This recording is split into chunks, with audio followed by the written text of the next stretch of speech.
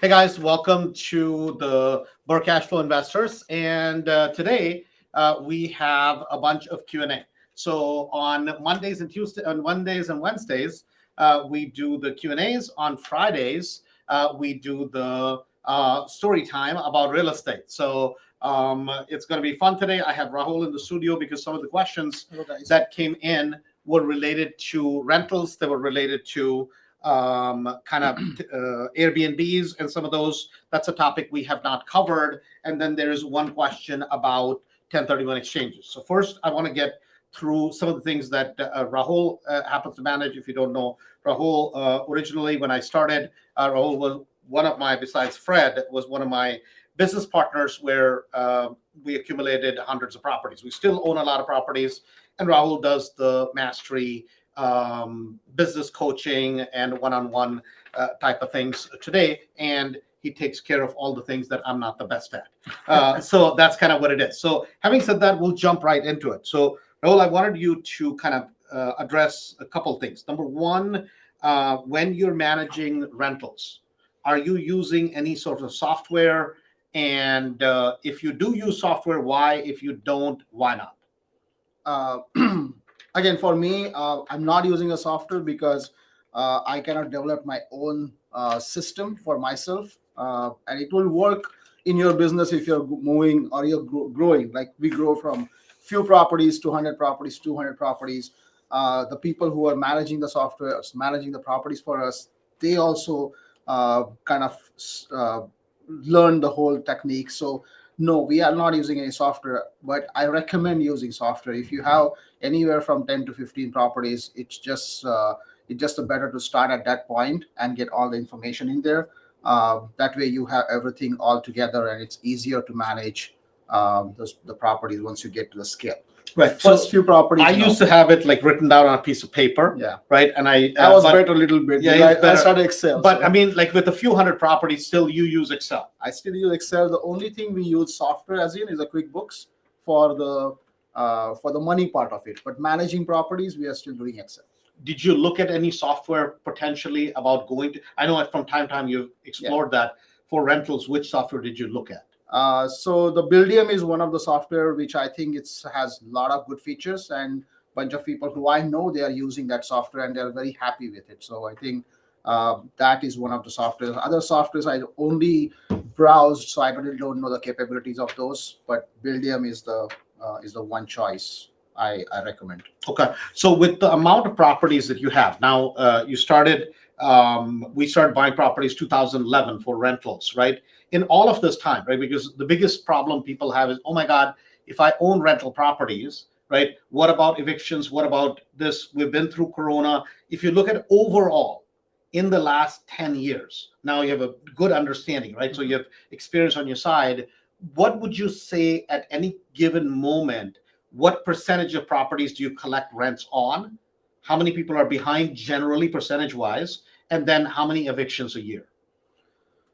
So there is no evictions per year for us. It's only 3 evictions in last 10 years. In 10 So, years? In 10 years. Okay. There are a lot of people who I managed before it went to eviction. So those I'm not counting. Like you're talking to them, giving them some money to move out and all that. So it doesn't get to the point where you have to go to the court and get the sheriff in there to evict. So eviction part is it's a location base. The way me and Andrew started managing or the investing properties is in the B markets where people are more responsible. They are more they're worried about their rent, and that's why it's less on our side. But in general, if life has all the stories for every person, right? So on our portfolio, we are collecting almost 70, 75 by third or fourth day, and then another 20, so close to 90 by the 10th or 15th with some management. So, but by the end of the month, we are almost in the 90s. So 5 to 8% people we are working as in they're either behind, they're trying to catch up, they're working with the government to get the money for hardships or whatever. So That's the percentage we are in our business. So about and if 5 you to said 8%. rent collection, total rent collection, Yeah. right? Let's just make it easy. I mean, you've obviously more than 100 people you're managing. So of every 100, would you say 80 people pay no problem, Yes. right? Then out of the rest 20, another 15% will pay pretty much. With some sort of a hand-holding kind of thing. Okay, so You have to basically, communicate with them. You have Okay. to kind of push them. If 80% people are not paying on your portfolio, then something is going wrong. Your location is wrong. Your screening is wrong.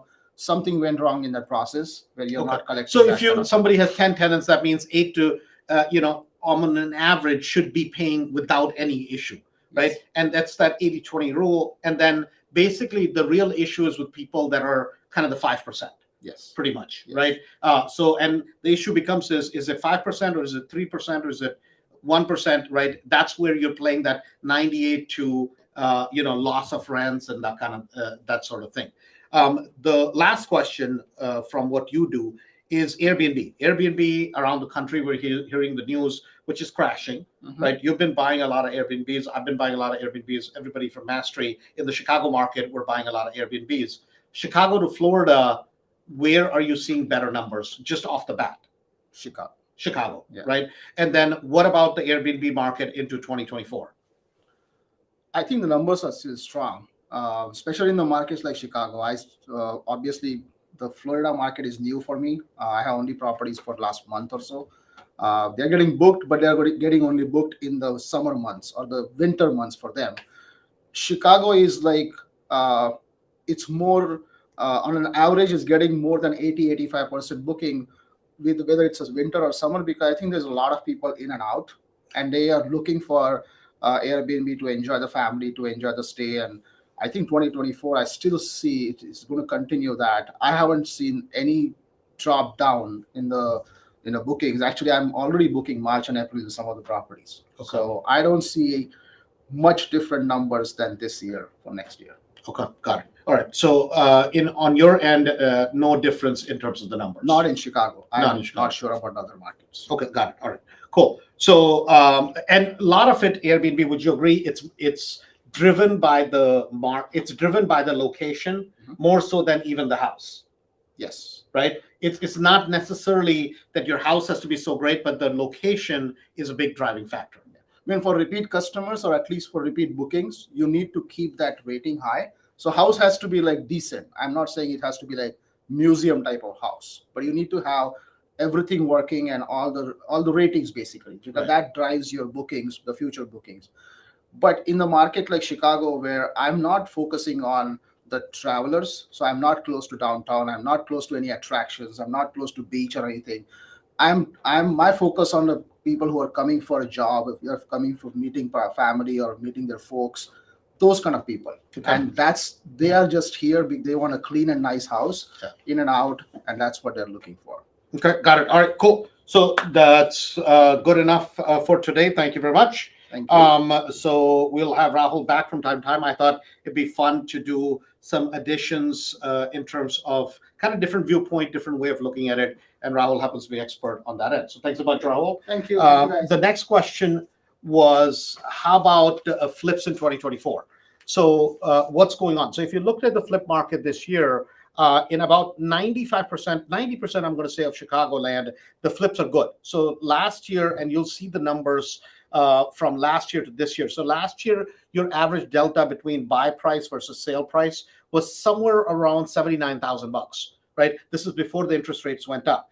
If you look at it this year, so $79,000, meaning your buy price versus your sales price. Now that accounts for rehab, that accounts for selling costs, that accounts for attorney, that accounts for commissions, that accounts for all those things. So last year, people that were, and why is that number now? That's the highest number in history. That's more than 2005. That's more than ever. So basically, it was kind of coming out of Corona, that, the year and a half, 2-year period, it was the highest. This year, it's come down a little bit, but still, it remains fairly high. It's down by about 6% off of that high. Yet it's still really good. So what I'm saying is this, that if you are doing flips, the numbers are still holding, but they're not necessarily holding that well in the D areas and in the C minus areas. In the D areas, C minus areas, what you're seeing is a lot of properties are starting to sit. So also in the higher price ranges, unless you're pricing the property right, you're not going to sell the property at the right number. I'll give you guys a perfect example. In Bellwood, I just had a closing just recently, and that property I bought for 125. My rehab cost in it was 38. Carrying cost, all that kind of said and done, I sold the property for 245. At 245, after paying commission, after paying everything, my actual profit on that was about somewhere around $58,000, all said and done. I had thought it was going to be 48, ended up being 58. I was a little bit more conservative, and I got 10,000 more than I thought. But there are other properties that are sitting on the market where these same people bought the property about the same time as I had done, but they paid 160 for the property. Now, mind you, I had paid 125. Similar property, the properties are probably a little bit bigger. I think my condition was a little bit nicer on the back end, but I priced my listing at 235 and ended up getting 245 because we had 14 offers on the property, in 2 days. Now, they priced their property at 269, At 269, the property is not selling because generally, and this is not a rule of thumb, but it's not a rule, I should say, but a rule of thumb is that people who go to a certain area will qualify based on their income, Unless they're buying a house next to their mom or something, other factor like that, where they'll just overpay for the property. Because of the interest rates, those properties that are above 250 in Bellwood today, they're sitting. So what I'm trying to say is this, that if you're pricing your property well and you bought the property at the right price, flip market has been very, very strong. I don't generally do a lot of flips nowadays at all. I haven't done for a long time, but this year and this last year and going into the next year, there will be at least 6 or 8 flips I'll end up doing and my goal is simple. Every flip I want to make basically $55,000 to $70,000 per flip.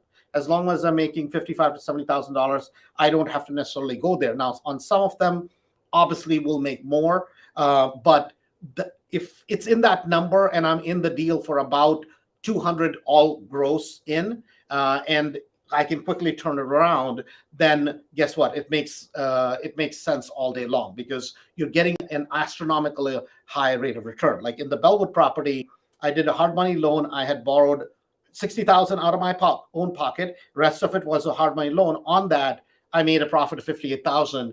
But the problem was this: it took a year and 10 days to do it. So on $68,000, you made an additional $58,000. Your rate of return is astronomical.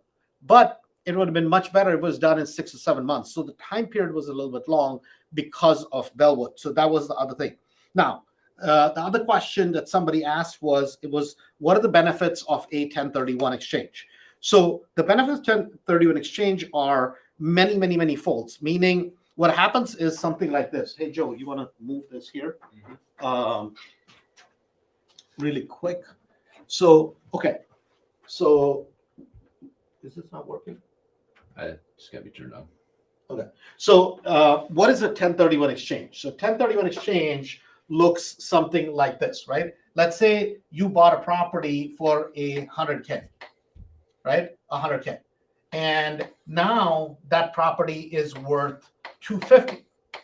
So you've rented the property out, you're selling the property. So to keep math very, very simple for now, let's say you've held the property for 5 years or 10 years, let's just say 10 years, What would be your taxes? Your taxes gross would be this minus this on the front end, Plus you would add back the depreciation that you have taken on it. So let's just say you took depreciation on that particular property, and I'm just using an average number. You took a $3,000 depreciation every single year on that property. You add back the depreciation for 3 years. Now that becomes $30,000. So and this is something people don't understand. Your accountant will understand this, but your taxes that you owe are going to be on $180,000 in gain because the IRS had given you a tax advantage for owning the property. So on the sale, you would actually owe taxes on 180 minus selling expenses and all that, So this is something people don't understand. So let's say if it's say 180 and you're paying about 25% on taxes on that. So what would that look like approximately? So 180 times 0.25. So that you would owe 45K in taxes, $45,000 in taxes on the sale of that particular property. So now what does a 1031 exchange do? So instead of you owing 45,000 on the taxes, what if you could do a 1031 exchange where you say, hey, I'm not going to take this 250,000. I'm going to reinvest it. Let's say you're moving to Florida. You're like, hey, Andrew, I want to sell my properties in Illinois. I'm going to buy more properties in Florida. So as long as you identify a property, and I'm just keeping it very kind of 30,000 foot view, right? As long as you take this money and redeploy it. Now, there's some rules, meaning there's some timelines, there's some guidelines that you have to understand, which I don't have time to go into today. But as long as you follow those, you could literally defer this entire amount of tax and reinvest this money completely in Florida, totally, and you would owe zero tax. Now, can you split part of it and only pay part of the tax? Yes, you can do that. The beauty is this. Let's say you go and buy a property for 250 or properties for 250 or more, right? In Florida. And then another, say, 10 years from now, that property sells for 500,000, right? Now, can you do that again? 100%, right? You do that again. And now let's assume you're, whatever, 80, 90 years old, whatever, 100 years old, and you're gone. So that property is worth $1 million, right? Excuse me. Yeah, it's worth $1 million. So if it's worth $1 million at that point, when your kids inherit it, they inherited it at the stepped up tax basis. And guess what happened? You basically, all that time, you were investing with Uncle Sam's money. So people who have a lot of money, what they'll do is generally, instead of basically paying tax on 250, what they'll do is they'll go 1031 exchange it into another property. At that point, once they do a 1031 exchange, at that point, let's say they want to say, man, I wanted to be able to take $100,000 and use it for whatever. Now they use that money, then they'll go and take out $100K on a refinance, right? And then they buy a car, they want to send their kid to college, whatever they want to do, right? That's what they're going to do. They're going to take that money out, now send their kid to college, and it's tax-free. The best part is this. The tenant who's living in that property is basically going to work and paying the mortgage of the 100K to be able to put this person's kid through college, right? That's the beauty of that whole thing, that it's borrowed funds and you can literally do whatever you want with those borrowed funds. So that's kind of the cool part about it, is that you're basically 1031 exchange is a way of getting wealthier and wealthier and wealthier, and not avoiding taxes or not paying taxes. It's called deferment of taxes, right? You're deferring it, and you can literally defer it until your death. And then that goes as a stepped up basis to your kids, right? And there's a lot of nuances to this. There's a lot of bifurcations to this. So somebody else said, also, I'm in dispute with my ex-partner on a 1031 exchange issue. They claim that the capital accounts need to be funded by the managing partners. So I'm happy to look at this one and address this one, but I don't exactly know what you're saying. So if you could please get back with us on this, so that I have a little bit better understanding of what you're exactly asking. Because if it's your ex-partner, I'm not sure what capital accounts you're talking about that need to be funded by the managing partners. So I would be interested in kind of hearing more about it, and then we will be able to answer this particular question. So I'm a little confused on this one. The next question was, what are the screening tools that we use? I forgot to ask this to Rahul when he was here. And I'm going to defer this question for Wednesday. I'll have him cover this one Wednesday. By the way, I forgot to remind everybody today that we're in the final week, right? On Friday, the 3-day begins. So it's the Build Your Empire event, 3-day event. This is number 28 in Chicago. It's the largest event of its kind in Chicago in terms of real estate. So make sure you're there. If you have registered already, fantastic. If you haven't, go to andrewholmesevents.com at the bottom and click there, register, get your spouse, get your whoever you'd like to bring. If you want to bring a friend, that's fine. It's complimentary. As a guest, you can bring them. So make sure that you register. VIP tickets are completely gone. So no more VIP tickets left, only regular tickets left. If that is something that make sure, if you want to invest here, you want to take your game to the next level, make sure you register. Okay, so a couple of weeks ago, I had given you guys a example of a property that somebody from Mastery had bought, and I want to kind of congratulate them because they ended up closing on that particular property. It was a 3-unit deal that they were looking at, and I want to just go through the numbers because it worked out so well for them. So that particular property they have bought for about $460 all in cost. So the $460, it's a 3-unit building and 3-unit, and this is kind of the beauty of that, is that basically what they're doing with this particular property is they are doing Airbnb on 2 of the units because they live, and they're going to live in 1 of the units. So it's a 3-unit, 3-unit, and 2-unit. So a building like this, it's kind of like this, right? 3-unit, 3-unit, 2-unit. And so the not 3-unit, 3-bedroom, and a 2-bedroom, and they're going to do a I shouldn't say Airbnb would be the wrong term for this. They're doing what is called, basically, it's a crash pad is what they're doing. So crash pad means that when they have a 3-bedroom here, and this is the beauty of it, it's a 3-bedroom, 1.5 bath, 3-bedroom, 1.5 bath, and 2-bedroom, 1 bath.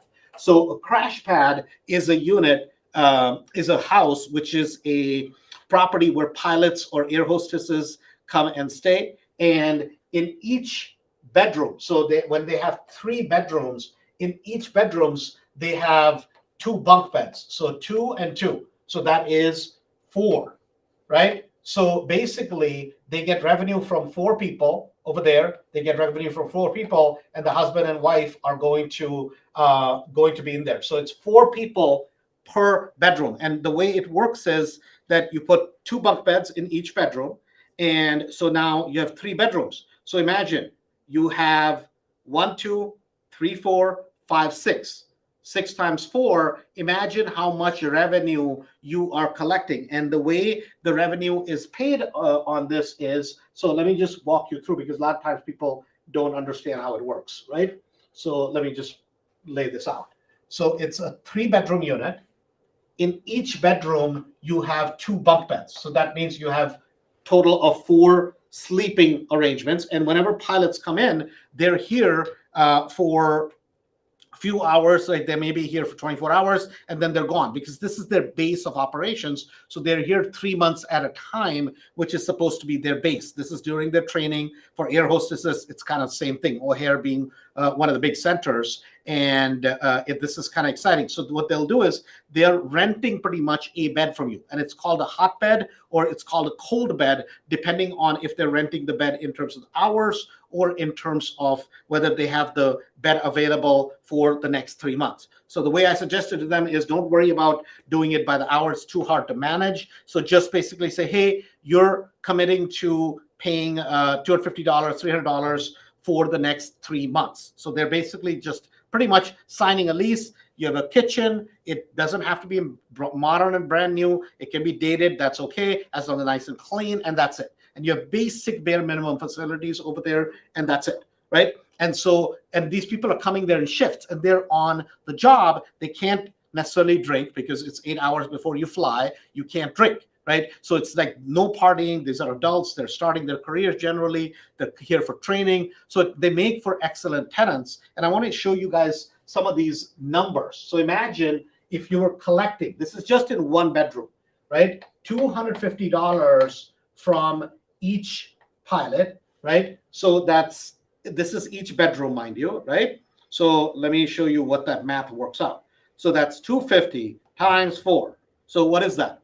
That's $1,000 per bedroom, right? This is kind of interesting. $1,000 is 3 bedrooms, so times 3, that's $3,000 that he's going to get. The best part is these are people that will not party because they cannot. They're going to lose their jobs, and that's the beauty of it, right? So they're getting 3,000 on one floor, they're getting 3,000 on the other floor, and they're booked, fully booked, right? So just from 2 floors, they're getting a minimum, and they can actually, because they booked out so quickly, so next time they're going to raise this to 300 because there's just so much demand for it. So they're getting $6,000. The beauty is for the 3 unit, including their PITI and cleaning and all this other stuff, every single month for that property, they're paying somewhere around $3,850 is what their current mortgage is, because they put down a little bit more in terms of being down payment. So for them, their mortgage is $3,850, and every single month they have $6,000 coming in just from one property. It's so exciting because, I mean, think about this. Just literally one property, it puts them in a positive $2,200 cash flow situation from one little property, right? And they're running this as a crash pad. They could have done this as a rental property. It would have been a great house hack. They could have done this as a Airbnb. That would have been a great strategy also. But because they're willing to sacrifice and say, hey, we're willing to live in the 2-bedroom. It's nice. So it's just a couple. So for them to live there, it's beautiful. And even when they move out, they have just an absolute money maker of a property. And I wanted to point that out because I wanted to congratulate them, because they did just such a beautiful job. They had 3 properties actually that we're looking at.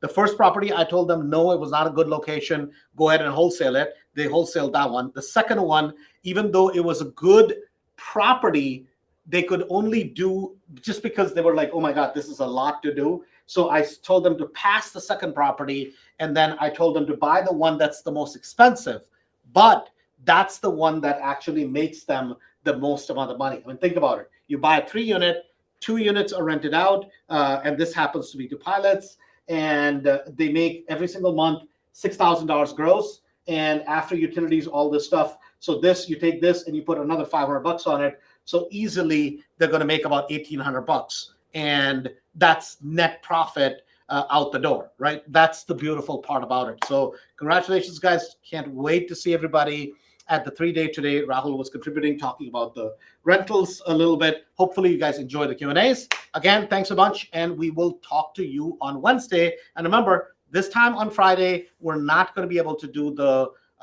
live, but we'll see you at at the 3-day live in Elmhurst. Again, AndrewHomesEvents.com. And VIP, I'm sorry, guys, is gone, but the rest of it is still left. Thanks so much, and talk to you soon.